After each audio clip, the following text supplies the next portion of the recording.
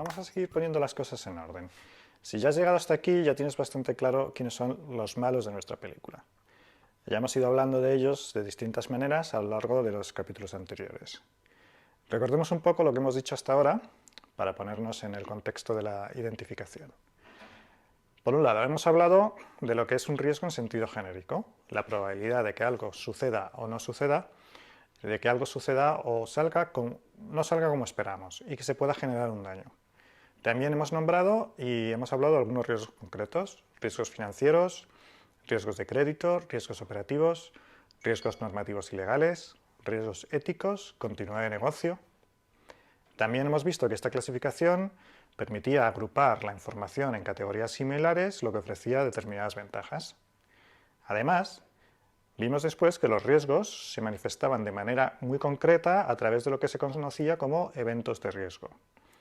Creo que lo que debemos hacer ahora es profundizar en la definición de estos riesgos para que tengas perfectamente claro de qué hablamos en cada caso. Y además tengas ejemplos que te ayuden a entender y clasificar rápidamente cada posible evento de riesgo, de manera que los puedas agrupar y así ofrecer una información agregada que será de mucho más valor. Empezamos en primer lugar por el riesgo de mercado. En su versión más estricta se trataba de la probabilidad de sufrir pérdidas derivadas de las variaciones de valor en una cartera de inversión. Es un riesgo que tú también corres, en mayor o menor medida cuando compras y vendes acciones en la bolsa, o cuando adquieres participaciones en fondos de inversión, o cuando eliges, por ejemplo, un plan de pensiones en el que invertir para tu futuro. Es decir, que siempre que mantienes una posición que está abierta, estás sometido a la probabilidad de subidas y bajadas de precio y a la volatilidad de las valoraciones. Pues exactamente igual ocurre en una empresa, aunque este riesgo concreto afecta sobre todo a empresas cuya actividad es exactamente esa. En una empresa que simplemente mantiene posiciones pequeñas o defensivas para gestionar sus picos o puntas de tesorería en el corto plazo, el riesgo de mercado es bastante marginal. En cualquier caso, debes identificarlo en tu mapa de riesgos, eso clarísimo, y debes mantener las conversaciones necesarias con los responsables financieros para ponerlo de manifiesto y para que hagan las valoraciones oportunas y, en su caso, ayudarles a identificar respuestas para esos riesgos. Para mitigar el efecto de estos riesgos existen lo que se conoce normalmente como instrumentos de cobertura, de mayor o menor complejidad, los hay de muchos tipos, que incluyen elementos como futuros, opciones, swaps, etc. Si en tu empresa este tipo de riesgo de mercado es significativo por su actividad, quizás merece la pena que profundices en estos instrumentos. En cualquier curso que hay, en el mercado hay muchos que están dedicados y especializados en esto. Si no es el caso, creo que te basta con saber lo que hemos visto hasta ahora.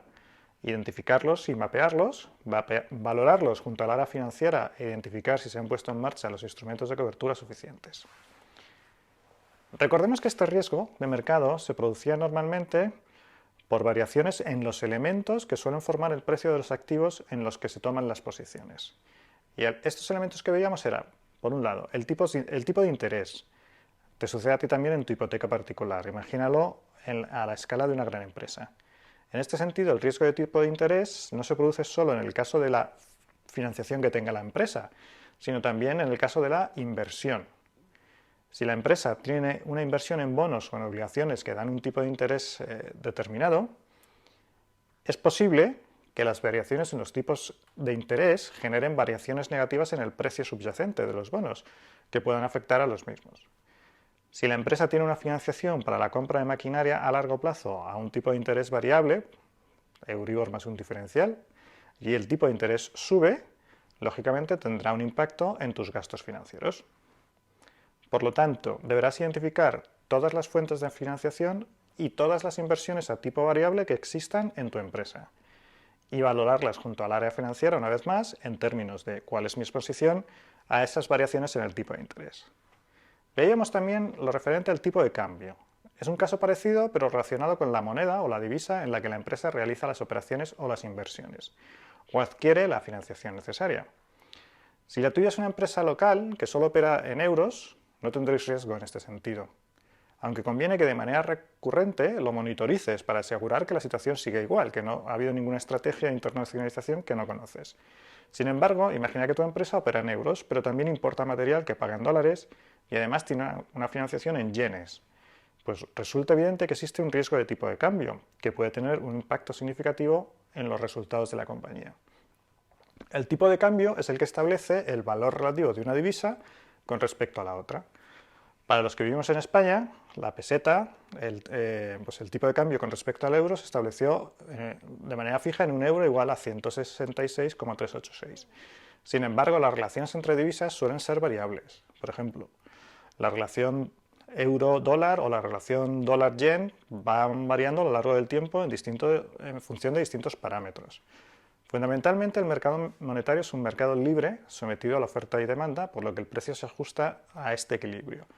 Pero también debes tener en cuenta que hay determinados aspectos que forman la oferta y la demanda que a su vez generan volatilidad en los precios de las divisas, como por ejemplo el entorno político, legal, las políticas monetarias y fiscales, etc. Nadie quiere la divisa de un país que está en guerra. Si la economía de un país o una zona que utiliza una divisa común está en crecimiento, es muy posible que haya una mayor demanda de esa divisa. Por lo tanto, en este punto, deberás identificar todas las posiciones y operaciones que están sometidas a divisas distintas de la que sea la vuestra de referencia, valorarlas junto con el área financiera, insisto, y además identificar los mecanismos de monitorización, control y cobertura que estén implementados.